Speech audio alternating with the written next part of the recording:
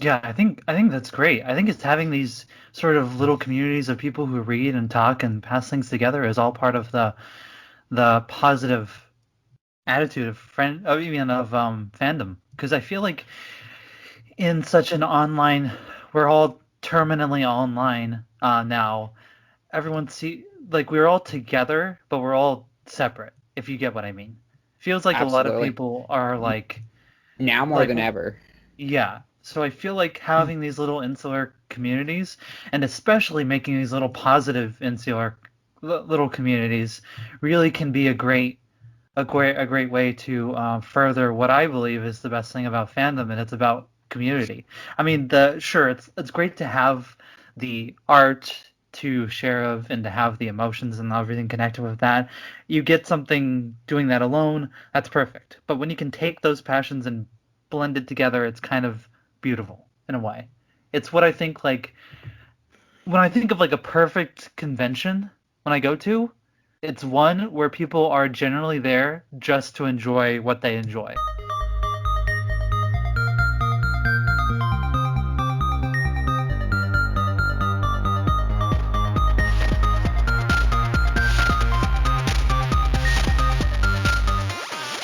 Hello, everyone. I am Eva Webb, and this is the Gals of Geekdom, episode 8, I think. And I'm here today with the lovely and talented Erin. Erin, how are you? Oh, I'm delightful. Awesome. Crystal's here as well. Hello, fans of the gals. How are you? And this week, our guest is Ren Chandler. How are you? I am doing fine. How are you? Oh, pretty good. Pretty Welcome good. back to the And, show, Ren. I've been wanting to come back on for a while. I quite enjoyed the last few times I did this. Awesome. Glad to have you back for another exciting episode. so, what are we all reading this week? Well, I just read the first volume of Larry Hama's G.I. Joe Nice. recently. I had never read it before. I was born in 1997, so that G.I. Joe's way before, like, it was way before my time, but it was surprisingly good. Um, it had a lot of. I'm surprised there was a lot of very dense and like sort of like very in like the military details. It's sort of like a Tom Clancy novel with all like, oh, here's is an MT, here's a mobile transport vehicle that sends out like. I had all those details. I found that really interesting. Also, it's very I also like the action in it. I also kind of like they focused a lot more on like strategy and like the missions very much, and no, that was sort of a surprising thing. I've been Uh, hearing that it's really good. That run was really good. Somebody else said that too.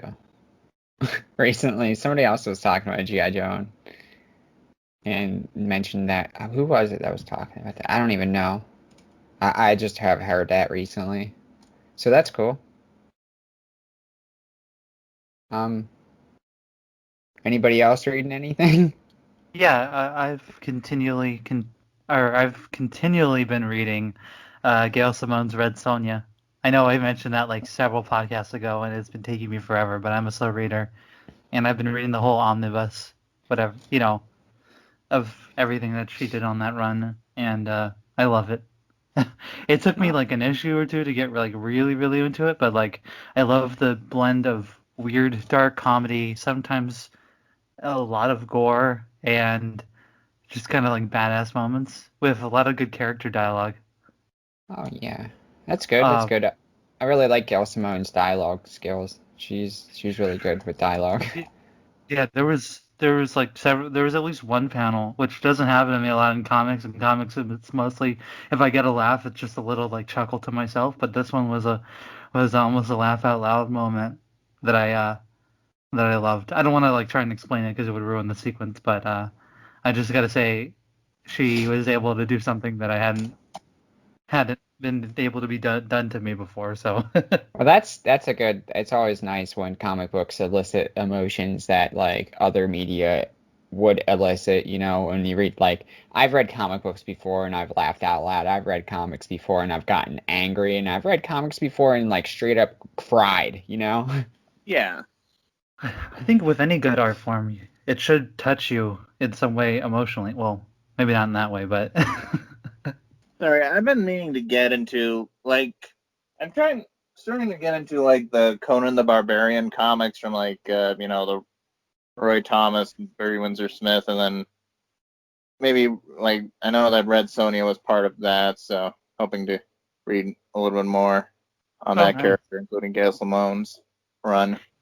Honestly, this is the first time I've ever interacted with anything Red Sonja before. I just knew Gale was on it, and I was like, well, this is a good start, I've been reading some things too. I don't know if you guys are interested. Oh, yeah. Yeah. I have started Something's Killing the Children, Volume 1, and I think that might be my new favorite book. Huh? James Tynion. Is that how you pronounce it, Tynion? James Tynion the Fourth. Such a good writer. I really like it. It's a horror series about a town that children they keep turning up dead, and that's what the series is about, like going and solving that mystery and what is doing the murders. What else have I been reading? Now I just blanked. I have Stargazer by Anthony Cleveland showed up the other day that I've been reading. I don't know if you guys are familiar with Mad Cave Comics. Vaguely. Not Uh, particularly. Just a lot of indie stuff. I know Dead Day finished up this week. That's an Aftershock series that I've been really digging on. Yeah, just a lot of indie stuff. That's good. Got to give those indie artists some love and support and all of that. Yeah. Or all the indie comics that need support. I'll say it. I've said it once and I'll say it multiple times. We're in like a new golden age of comics, pretty much. Just not with the big two. It's all indie stuff. The indie stuff is just blowing me away. Yeah.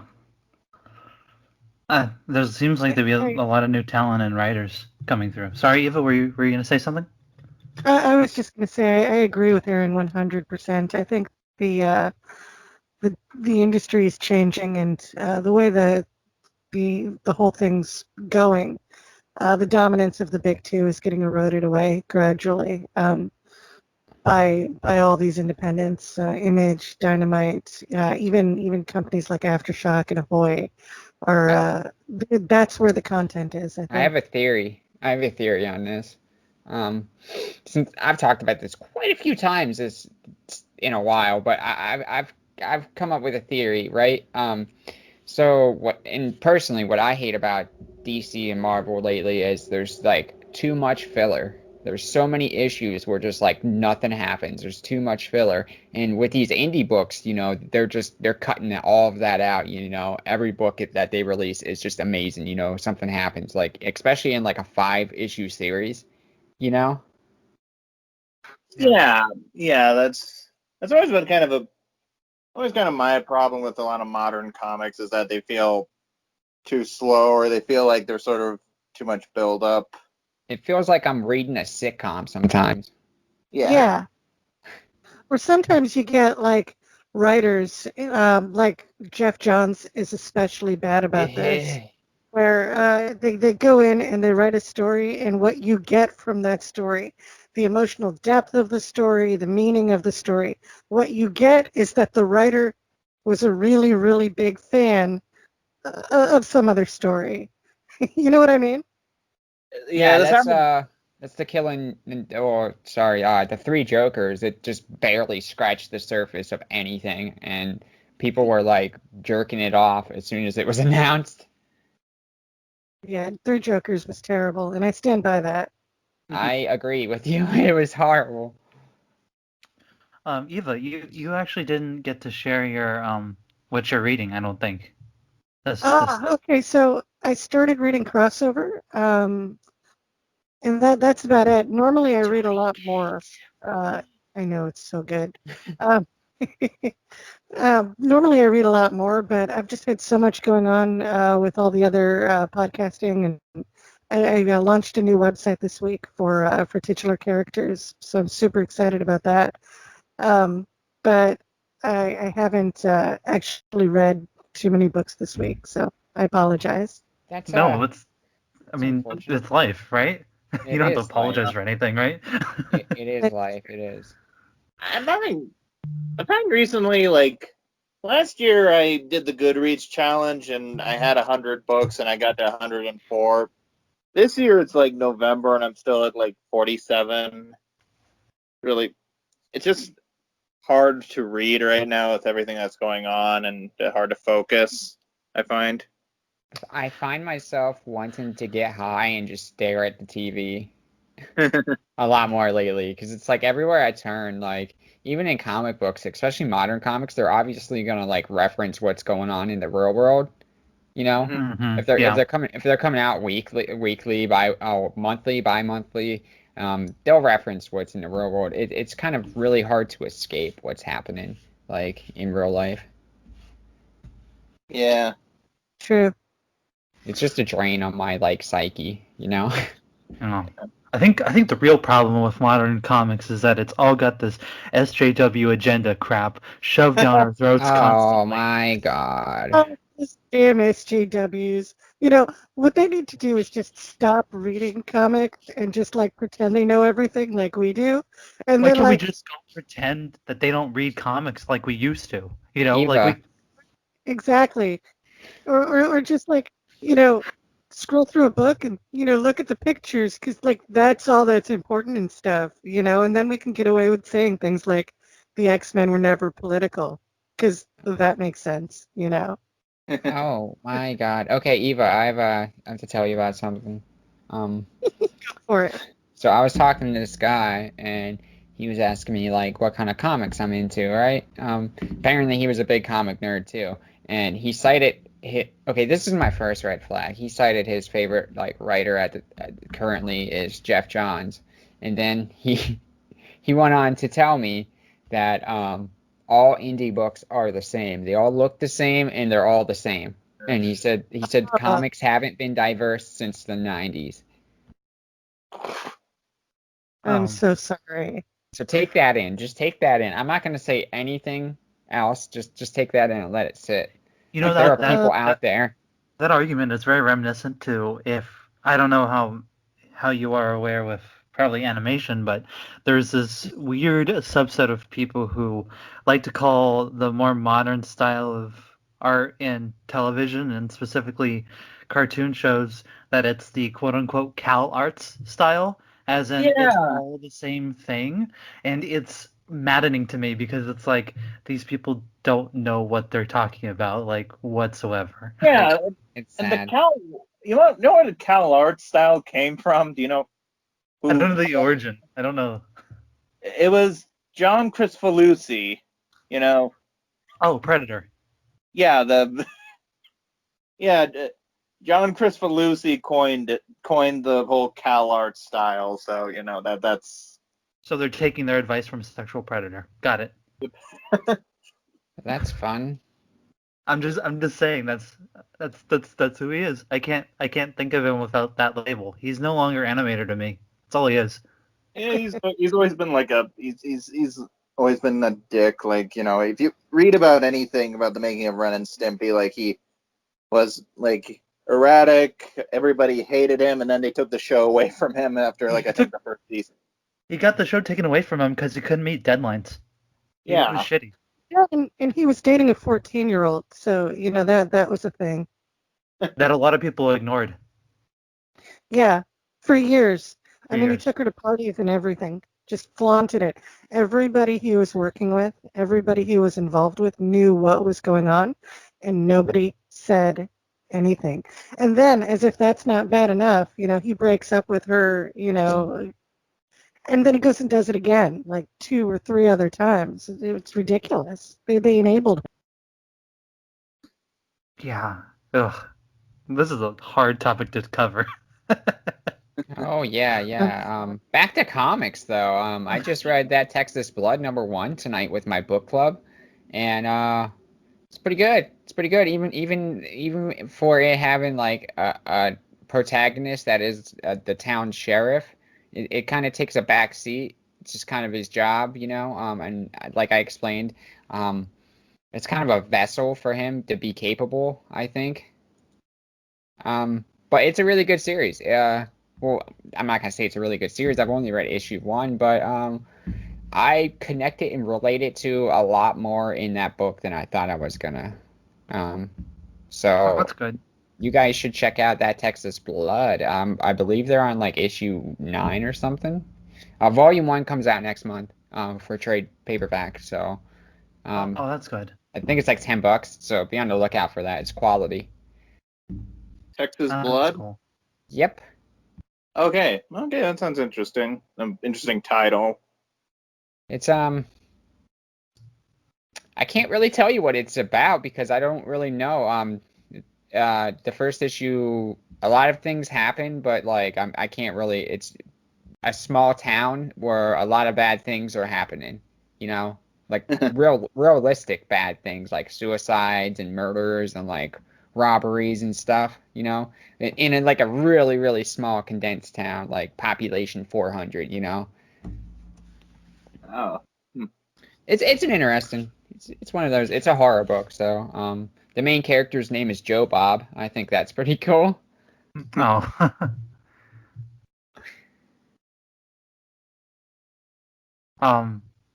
I was gonna lead into something. I know it's always awkward when there's these moments of awkwardness in between. So, um, any other comics related news that you're excited about that you've been hearing? Because I haven't seen it yet myself, and some sort of comic adjacent thing that I actually kind of want to talk about, or at least ask if you've seen it yet, is the Marvel 616 show on Disney Plus. Yeah. I haven't seen it myself, but it's on it's on my to watch list. But I was reading the titles of episodes. I'm like, oh, this sounds really interesting. One thing that I've been watching lately has been all the Chuds cry over the new Animaniacs. Oh, It's just beautiful. Have you guys seen that one yet? I haven't seen the show yet. It's on my list. I've got a lot of shows at once. Sorry, I'm interrupting you. What were you saying?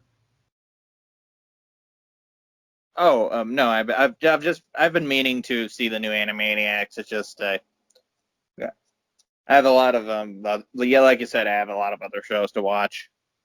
Right. Yeah. It's just we're living in a time when there's so much like quality content being released, whether it be on TV or streaming or whatnot. There's just so much of it. So I mean, it's hard to like not be distracted with everything, And I'm like, everyone's talking about Animaniacs, and I'm like, I really want to see this, but I just haven't, If I jump around too much between shows, I don't finish the other show that I was watching before, I make it a point to like binge for like the whole thing, the whole season of a show in a weekend. So I'll start like Friday night, and usually I'm done somewhere in the Sunday morning to Saturday night territory, or Saturday night to Sunday morning territory. And here it was really short. How many My episodes is it? It's 13 episodes. My only real Okay. critique was that it's Pinky and the Brain up until this one episode in the middle where um, I'm not going to give away what happened, but it was hilarious. And then after that, they have other characters pop in, and they're all mostly new characters. There was this one about an alien who's like pocket-sized, and his spaceship crashes in a sandbox, and he gets trapped by this little girl who thinks he's a doll, and it's perfect, and it's beautiful, and it's hilarious. Also, all their political commentary is really on point. They dragged Tucker Carlson through the mud like 17 times throughout the course of the show. First subtly, and then they just dropped it all in like I think it was either episode 8 or episode 9. Oh my God, I was on my ass. It was so funny. I've seen like a lot of the pictures and stuff about that, and I'm like, oh yeah, this is gonna make a lot of people really angry. And then they had this other episode, and I couldn't tell if they were talking about gun control or birth control. It was really weird. It was about bunnies that overpopulate, and how, we should all have a right to our bunnies, I guess. It was kind of confusing. It was supposed to be thinly veiled allegory to something, but it was just kind of muddled and silly. I think it was done specifically to piss off conservatives in more of sort of a broad, general way than actually say anything. But it was a great show. It was a lot of fun. That's good to hear. I've been hearing some positive things about it, so it's on my list for sure.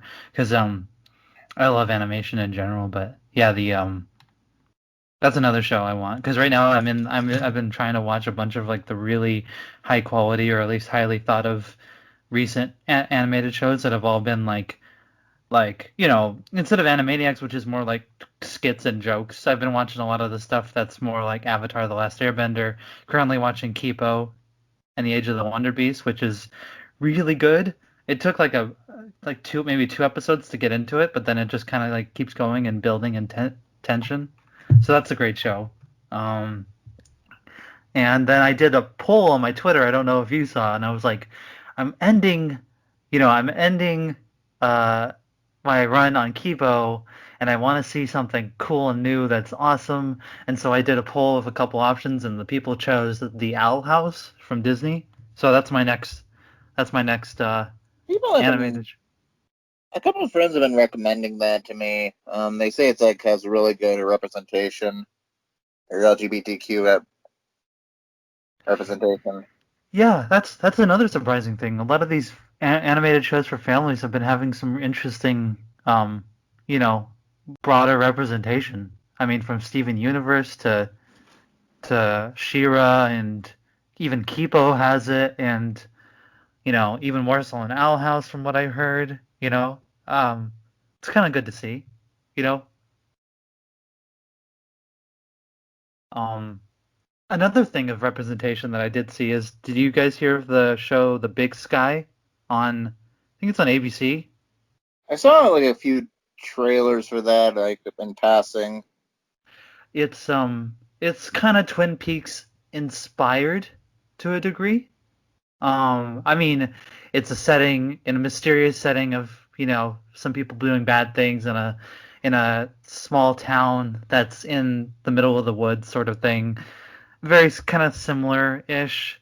But the show is interesting because not because of the show itself, but because one of the recurring characters is a non-binary person, Oh, which is kind of I think they said that's the first recurring non-binary person, or at least actor on a TV show, or at least network TV show. that's really interesting. So, I mean, if nothing else, that's kind of neat. So, Aaron, you've been kind of quiet. So I was wondering, what shows have you been on this week? What are you doing? What shows? Yeah, you said you've been doing a lot of shows this week, and I was just curious. I have my new Friday show on my Twitch channel with Miracle Man. We pretty much just talk about comics that are coming out this week, or like the week of, and just like weird things that we're reading and just whatever else. We have really good chemistry on together, so we just go, We're gonna have some guests on that show pretty soon. I don't know when, but pretty soon. Saturday night I was on, well, yeah, last night I was on the Comic Burrito show for like 3 hours. That was nuts. And today I'm with you guys, and I also hosted my book club earlier today as well, which is always fun, getting like 10 comic people together and talking about comics. The book club is amazing. That's a really good project. I try. If you guys want to join, just message me on Twitter, and I will invite you to the Discord. It seems like a great group of people. I just haven't had time to really participate, which I know, bad host. Yeah. Yeah, I've had the same problem actually. I feel bad about it because every time I pop in on the Twitter discussion for it, it always looks like you guys are having fun. Yeah, it always seems like a really good crowd of good Like geeky we people. we have about 6 to 10 people every time, and that I host it. I've been trying to take turns presenting with other people. Like one week I'll present, the next week somebody else will present. And what we've been doing is going by like we've been reading number ones of like lesser known indie comics, and we've just been going by everybody's favorite. Everybody's been like picking their favorite number one, and that's the book for the week. I know we first did Money Shot. And like after reading Money Shot one with the club, I actually bought the trade, and I'm like really into Money Shot now. Wow. So Hmm. that's what we try to do. It's like an incentive of stuff you haven't read to like just share with you. Maybe you'll go out and buy more of it. Maybe you won't. It's a cool concept. Yeah, I think that's great. I think it's having these sort of little communities of people who read and talk and pass things together is all part of the positive attitude of even of fandom. Because I feel like in such an online, we're all terminally online now. Everyone see like we're all together, but we're all separate. If you get what I mean. Feels like a lot of Absolutely. people are Now more like than ever. yeah. So I feel like having these little insular communities, and especially making these little positive insular little communities, really can be a great way to further what I believe is the best thing about fandom, and it's about community. I mean, sure, it's great to have the art to share of and to have the emotions and everything connected with that.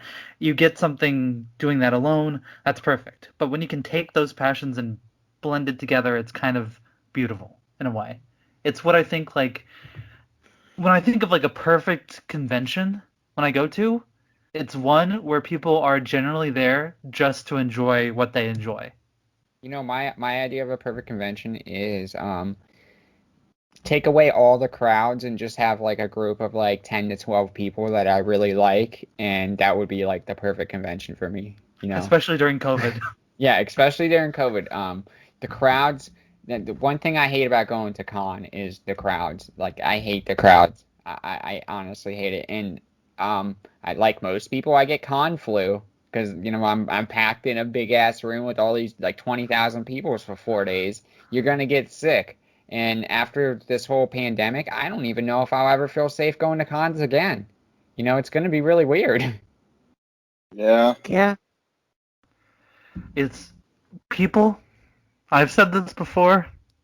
Wash your fucking hands.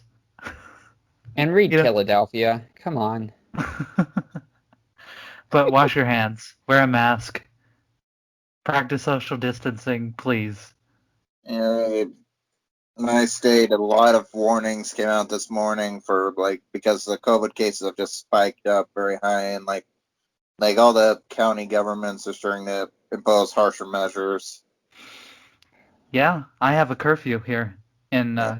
California. I don't People know. are protesting that curfew. I saw that. I saw that this I haven't been looking at too much news because honestly, it's all the same shit recently, and it's just all negative, and I can't spend my entire day being in that negative headspace. Mhm. So I very rarely look at things, but I did see that people were protesting the what is it, curfew in California, the 10 p.m. curfew. Uh, Yeah, it's 10 p.m.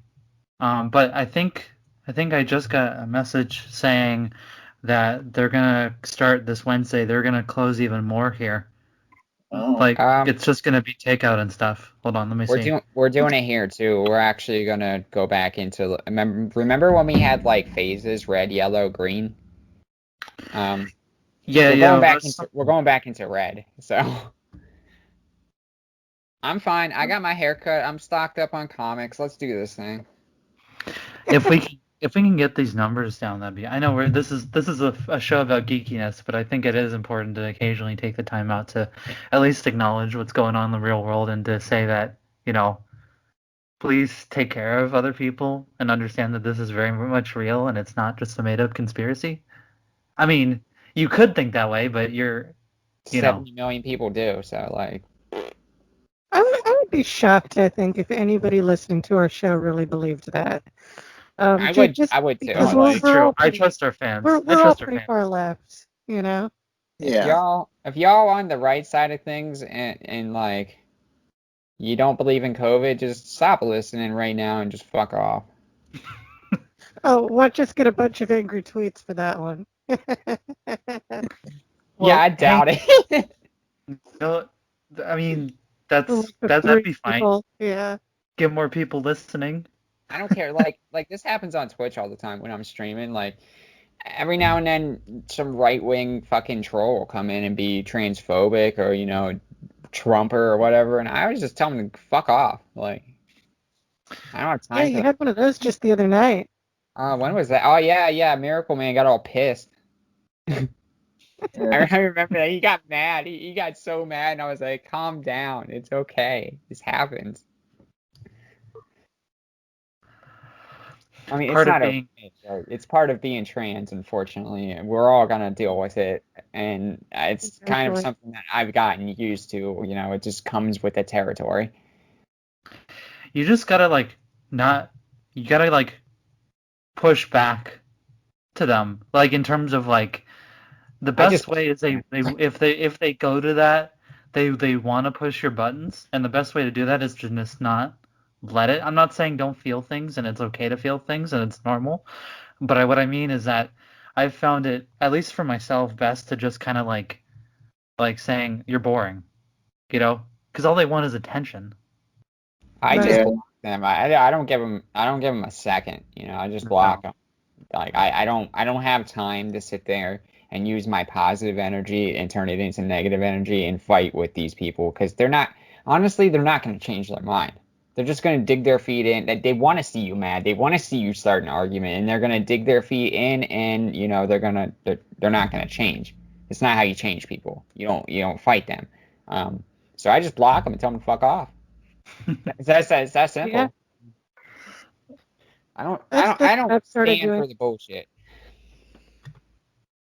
I used to really engage with people like that, just drill them into the ground, prove over and over and over again how much smarter I am than them, how their arguments don't make sense, all this fun stuff. And for one thing, it takes a toll emotionally and psychologically.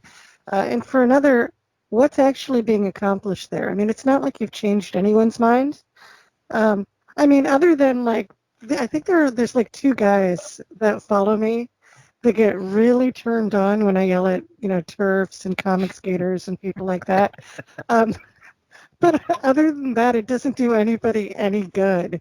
And it's just a lot. It's a lot of bandwidth for the brain, I I Yeah. love Miracle Man. His Twitter feed is amazing. He will send me things and be like, I just own this fucking transphobic chud, and I'm like, okay, thank you. I'm You like, know, I Sometimes know I'll you're an chime in ally. on his It's threads. okay.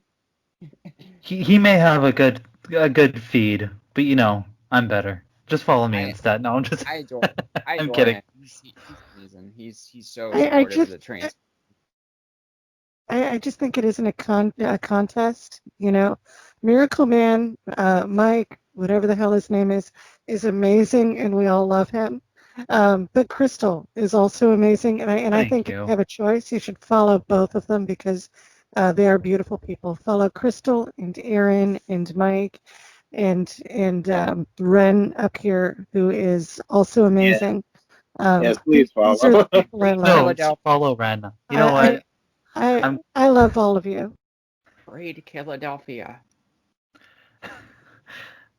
Look, I told Rodney Barnes I told him we were talking and I was like, look, I'm about to have a podcast and I'm probably gonna, since I was fangirling because he was talking to me, I'm like, I'm probably gonna tell people to read Philadelphia a bunch during the podcast. So look, I'm supporting his book. Read Philadelphia.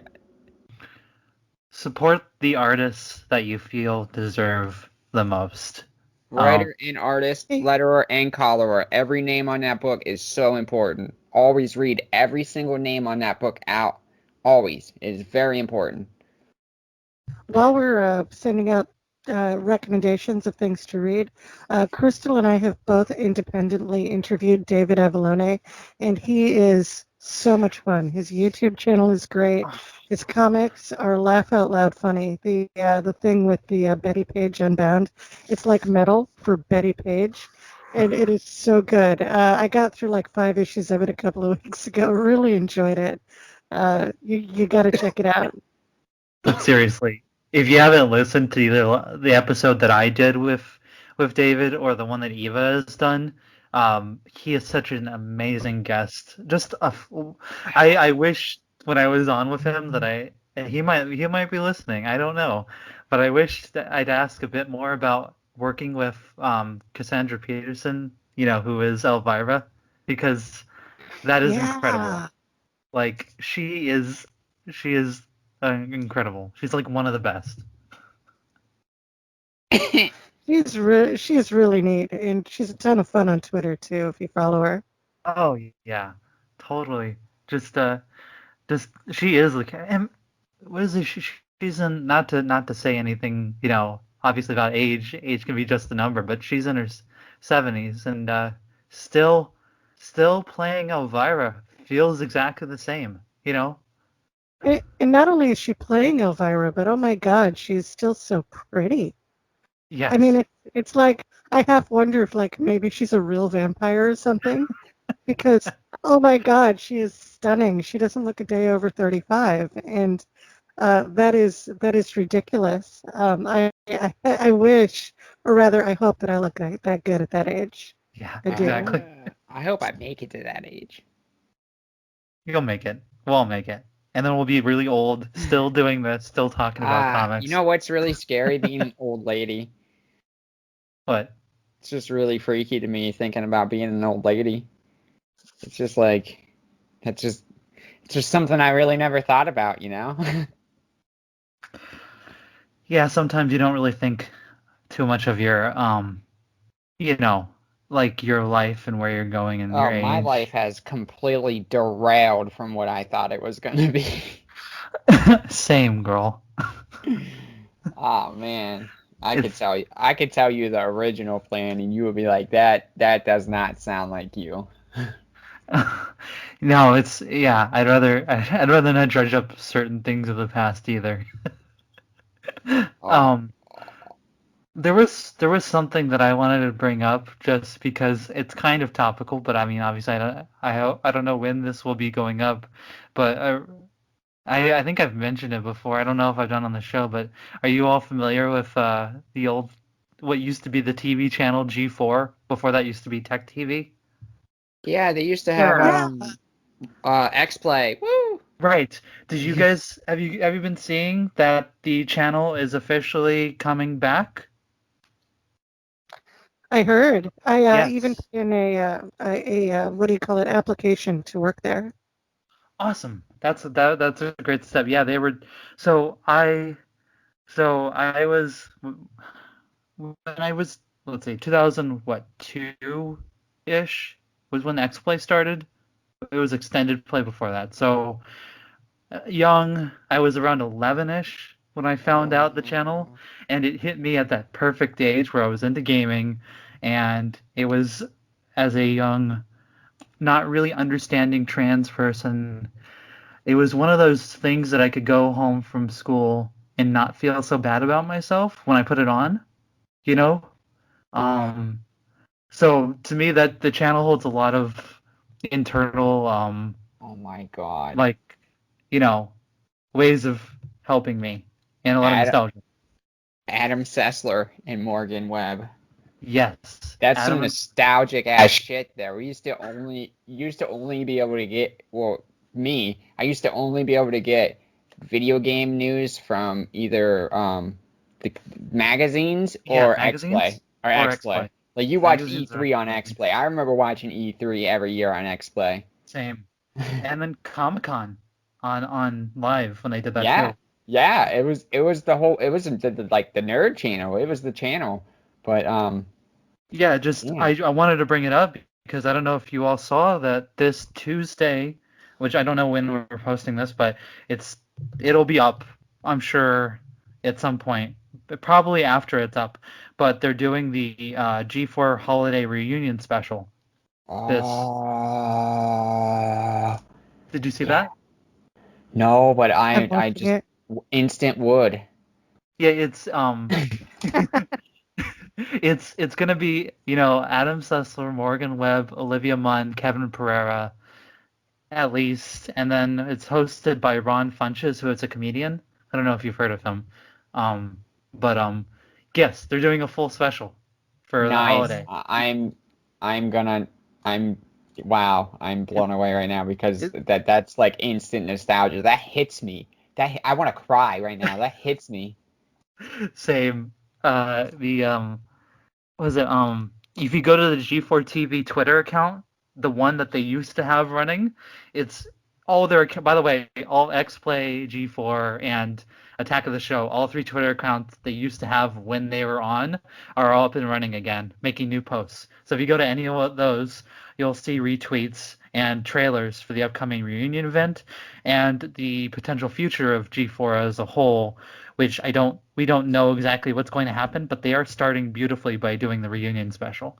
I would Um, I would like to see the reunion. I don't know if I would like to see G4 come back. I don't think it has a place in our new internet age, where everybody's talking about video games and nerd stuff all the time, like any Tom, Dick, and Harry, everybody, even me, I'm doing it right now. Like even me, of all people, are talking about nerd stuff. I just don't think that G4 really has a place anymore. it depends on how it's done. I'm o- I'm open to seeing what happens. I want to Ren, do see you have Adam any Sessler. right? Do you have any thoughts on this whole thing? I know it sounds like we've been talking over you. Oh no, it's all right. It's just I didn't even know G4 went off. I vaguely remember when I was like 10 or 11. I watched a tiny bit of it, but I haven't really followed since. Oh, okay. Yeah, that was definitely, for me, like I said, it was something that was very nostalgic to me because it was geek shit on TV that I just hadn't seen before. Mr. Yeah. Mr. Bugman says hello, everybody. Hello. Hello. Has he I eaten can anyone's soul understand lately? He's outside screaming at my bedroom door. that. Wah. He's not allowed in here while I'm on my computer because he's one of those cats that gets into everything. You know what I'm talking about? He gets into everything. Yeah, I know that. You said about like He's a great the cat. Yeah. What was G4 that? holding a lot of nostalgic value for you. Uh-huh. I feel that way towards something that was revived recently. Hmm. It was like right in my head, and then I couldn't think of it. Sorry. Oh, that's okay. I think we're all a little tired, and sometimes those things sort of slip. You know what? It'll come up by the end. If it does, just shout it out. Yeah, sure.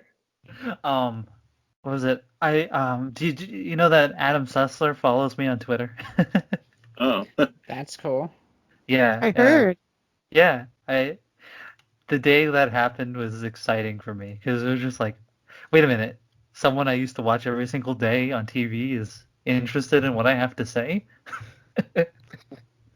You I know, it's feel funny. I was just thinking about something like that because Yeah. Miracle Man was on Aaron's show, and they were talking about all the comics people they know on Twitter, and Mm. Miracle Man was doing some pretty serious name dropping, and I'm like sitting there saying, "Oh wow, yeah, I know that guy, I know that guy, I know that guy, I know that guy," because I guess we have a lot of friends in common, I love and it. I love you it when know, he name drops. Oh.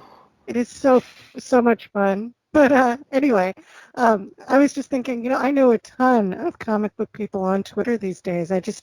Um, it doesn't sort of immediately register in my head that, this person is that person, even though I know their name. It just doesn't click that.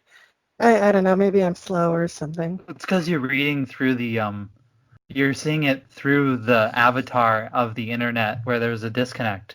If you were literally talking to the person in front of you, that's different. You know what I mean? Oh, totally.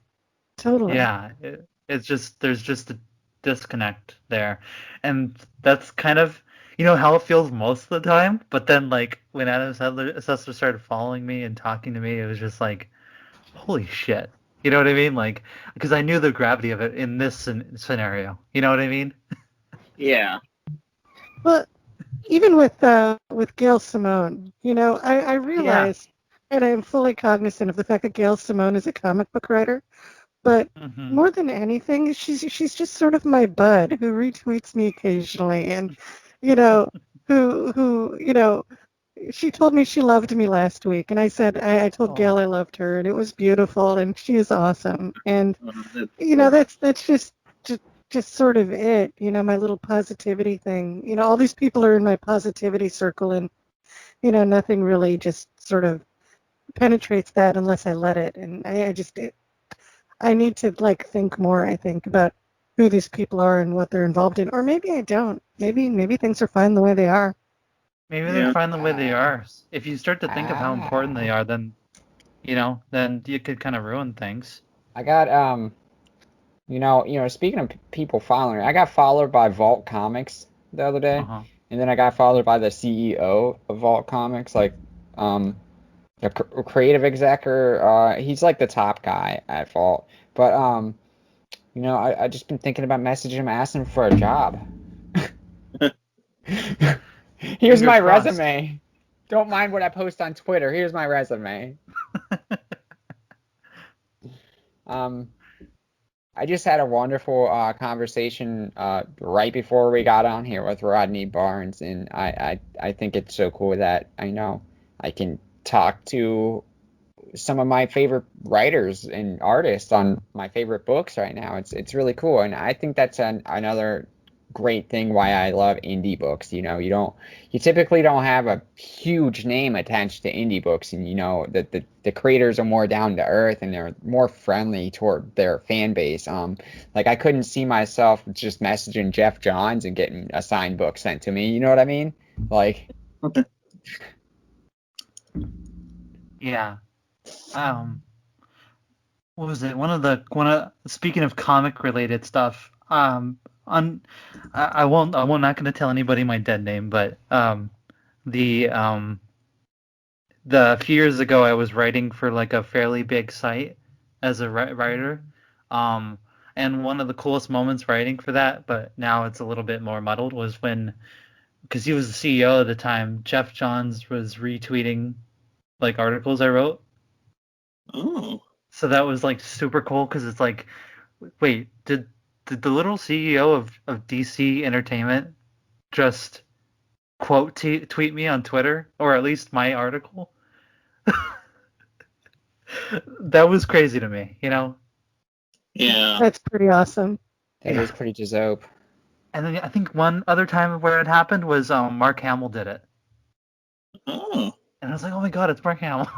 That I have not achieved yet. But that was not under my own Twitter. That was when they were retweeting from the actual um, Twitter account of the site that I was on. I will not speak of the site, but you know, if you're a That friend, you that could still DM me counts. about it. That one's That still counts. It's something you were involved with. It's related to stuff you made. Totally Right. counts. Yeah. yeah. Oh yeah. If I, It was cool. I remember Mark. I read an interview with Mark Hamill in the Jack Kirby Collector, which is what it's the name just sort of describes itself on, where he describes like he went up to Jack Kirby's house shortly after the Star Wars came out, and then they they like talked with Jack about like how like Darth Vader was basically Doctor Doom. It's it's a really Oh, cool interview. It's available online. oh wow. No, I love hearing from Mark. Mark is awesome. Yeah, I got the chance to meet him once. He was pretty cool, actually. yeah, It was it was at Star Wars Celebration in 2015. he's a pretty big comic fan. Like he even did like a movie called Comic Book the Movie, where he Right. I actually love that movie. It's all voice actors. yeah. Have any other than Ren? Have any of you seen it, Aaron or Eva? Nope. No. I have not. It's pretty cool. It's a fun concept. It's like all filmed at San Diego Comic-Con, and they got all the voice actors that you know, like Tom Kenny and a whole bunch of names in voice acting you'll recognize immediately. But they all are in live, playing not themselves but characters in a faux documentary, like a mockumentary. And Mark Hamill plays a comic book store owner, and he is supposed to be the expert on this comic book movie that they're making for Hollywood, and it's all just mainly just at San Diego Comic Con. So it's a great little like small film made at like the convention, but it just filled with all these people doing really funny things and making a lot of like really funny jokes and stuff. I'm sure it's a bit dated, but it was fun for the time. It obviously can tell it was made by people who just wanted to make something quickly while they were already at Comic Con. Yeah. But it's fun regardless. It's a great companion piece to going to San Diego Comic Con. I did that for my first one. I watched it and I went there the first time I went to San Diego. I guess it's kind of like how in Ted 2 there's this whole sequence in New York Comic Con. Oh. Yeah. Um, Yeah. Like there was Patrick Warburton was in that scene, I think. yeah, and he was dressed as a Tick. Yeah. Yeah, I think that's what he was. And then the actor who was in Star Trek was dressed as a character from Star Trek, which was pretty funny. Um, Ren, was there anything that new that you wanted to, since you're on our show, is there anything new that you wanted to like bring up or talk about specifically that we haven't addressed? uh, well, mostly I was like looking at my bookshelf, and there were like a couple other things that I had read, but with the name of the bring up, but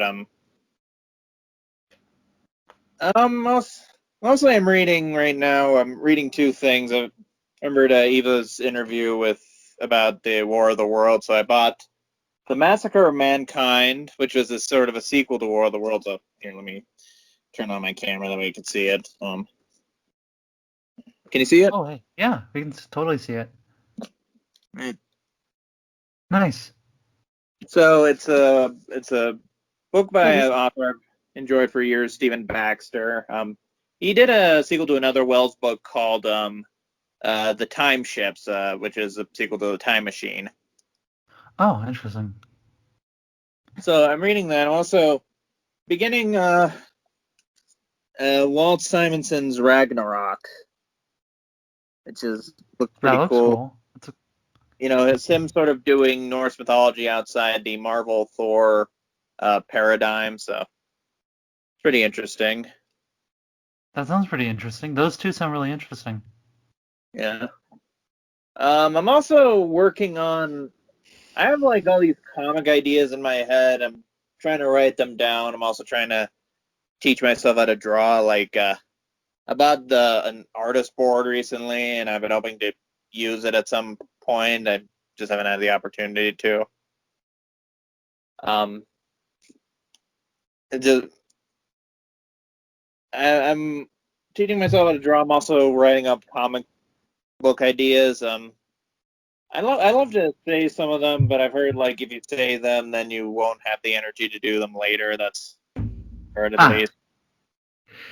yeah, no, it sounds like I guess with a creative perspective, you always got to keep thinking of new ideas. I've noticed, like Yeah, I'm constantly coming up with new ideas in my head, but most of the time I miss them before I write them down.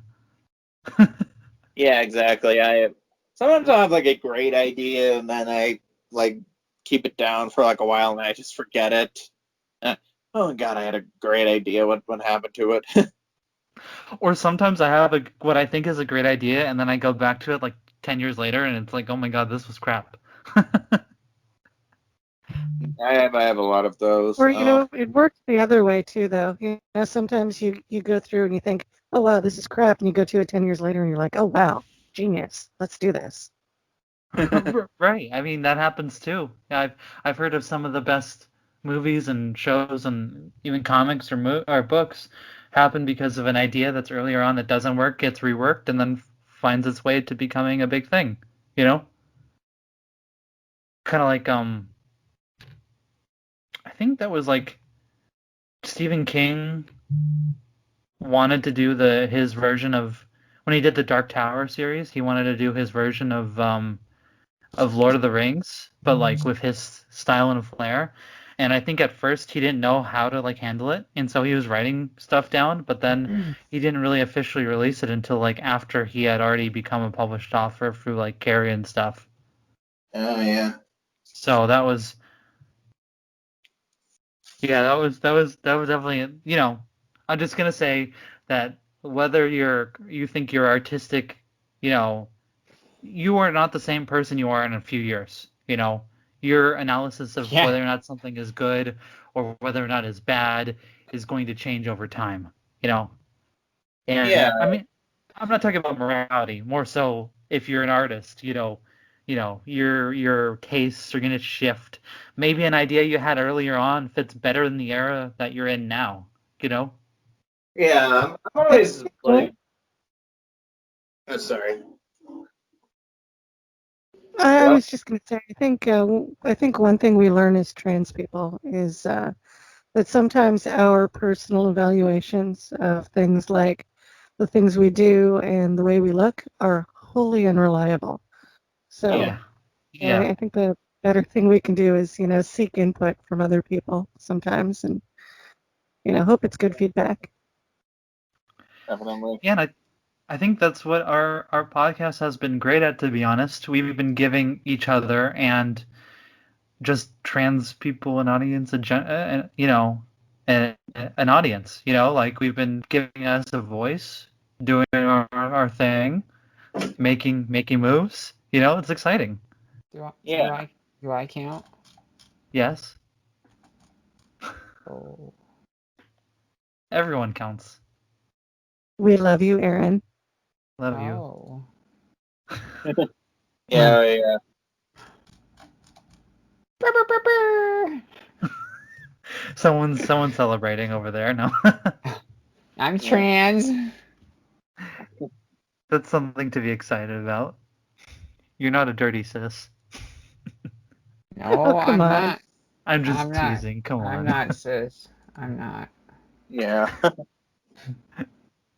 I said that with like a downer. Well, I'm just kidding. What I would give.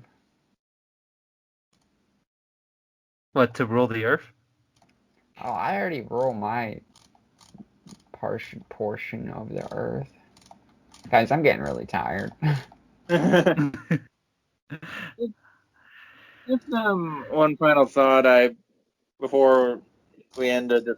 I've been thinking. Like, I've been doing a lot of these podcast interviews recently. I think I'm Mhm. starting my own eventually. You know what? When you do start your own podcast, let us know, and we will shout you out. We will, be like, hey, listen to this podcast, do the thing. It's great. We will definitely It's true. throw all our support and all our love behind you, as always. Thank you very much. I appreciate that. Oh, of Um, course. I'm hoping to do maybe like might do like a watch series about the Forgotten Aaron Sorkin show, the Studio 60. Oh, interesting. Wait, what Yeah, are we doing? it's a Studio 60 in the Sunset Strip. I'm thinking of like going through the whole series and then just providing commentary. Oh, that's cool. Commentary is always fun. Yeah. That's an interesting idea. You have more of a our show is a bit more obviously general about geeky stuff and obviously a lot about comics, but yours would be more specifically garnered toward would your show just be more garnered toward that show? Like you would have that Well, show idea and then like do that? Or is it more I might like start with that, and I might like go on to other shows afterwards because it was only like 26 episodes, I think. oh, okay. So eventually, So I'll not have to move on to other stuff, probably. well, well I hope you can come up with a catchy title that works that fits the show, whether or not it be just for the one thing or continually. And I hope that yeah, when it does, please let us know. We'll be so Yeah. excited to hear about that. I will. I will. Thank you very much. Oh, I will do the thing. you're part of the family, so you're part of the show. Totally. We all Appreciate it. follow each other on Twitter, right? Yeah, I think so. I We don't do. post much, but I do post. Yeah, I I follow you all. So, Don't and the forget. people I really like, I often turn on alerts so that I get notifications when you guys post. I Just stopped 'cause, doing that for everybody. That got real annoying real quick. Yeah. So speaking of Twitter, Ren, where can we find you on Twitter? What's your handle? Well, my Twitter handle is at rren _Chandler CHANDRDLER4. It's about to spell my actual last name there. Yeah, so you can find me at Ren Chandler 4. I mostly post comic stuff nowadays. I occasionally do TV shows, I occasionally do movies, commentary. I post occasionally science or astronomy stuff if I'm up to it. I also do my blog reviews on at Confessions Cluttered Mind blogspot. I am currently rewatching The Venture Brothers. I'm going to be doing a rewatch of each of the seasons for the next 7 months, and sort of doing a review of each of them, exploring like how the show kind of evolves over a period of time. So I'm really excited for that. Well, Ren, thank you for coming by, and I'm gonna call that it. That's our show. Thank you for having me. It's always a pleasure. And now it's time for the credits. Gals of Geekdom is a nerdy podcast hosted by Aaron Summers, Crystal Williams, and me, the adorable Eva Webb. I also produce it. This week's guest was the incomparable Ren Chandler. Follow us on Twitter for our undying love and affection, and join us next time for another guest and more geeky fun. Love ya. Bye.